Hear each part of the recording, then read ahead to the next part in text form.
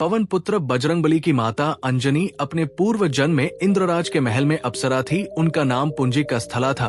उनका रूप बहुत आकर्षक और स्वभाव बहुत चंचल था।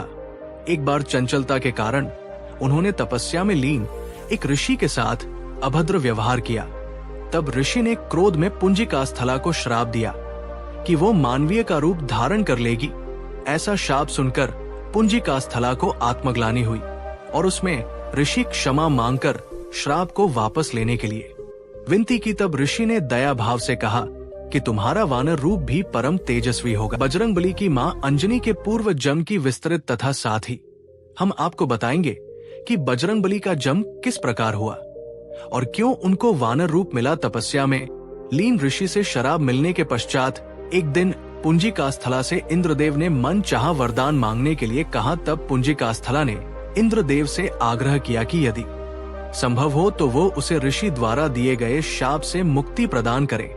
इंद्रदेव के पूछे जाने पर पुंजिकास्थला ने बताया कि मुझे प्रतीत हुआ कि वो ऋषि एक वानर है और मैंने उन ऋषि पर फल फेंकना शुरू कर दिए, परंतु वो कोई साधारण वानर नहीं अपितु परम तपस्वी साधु थे। मेरे द्वारा तपस्या भंग होने के कारण उन्होंने मुझे शाप दिया कि जब भी मुझे किसी से प्रेम होगा तो मैं वानर का रूप धारण कर लूंगी। मेरा ऐसा रूप होने के बाद भी उस व्यक्ति का प्रेम मेरे प्रत्येक कम नहीं होगा। इंद्रदेव ने पूरा वृत्तांत सुनने के पश्चात कहा कि तुम्हें धरती पर जाकर वास करना होगा।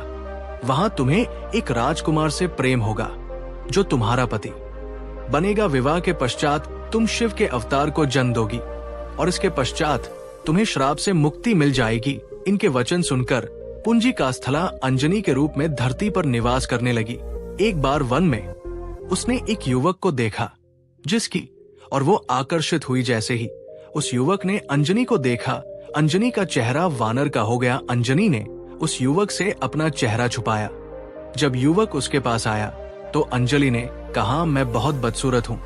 परंतु जब अंजनी ने उस युवक की ओर देखा तो वह भी वानर रूप में ही था।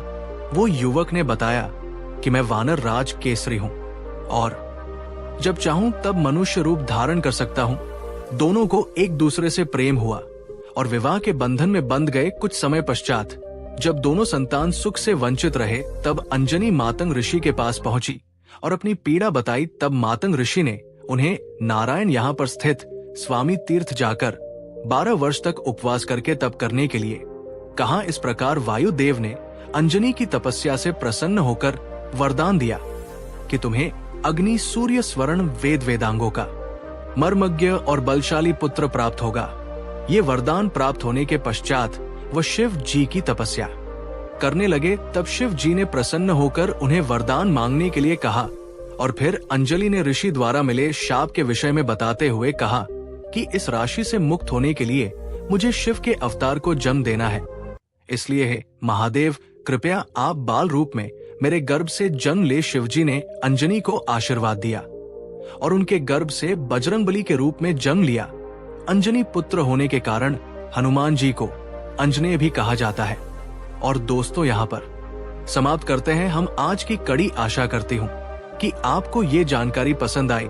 अपने लाइक, कमेंट और शेयर से अपनी राय हम तक जरूर पहुंचाएं कि नमस्कार।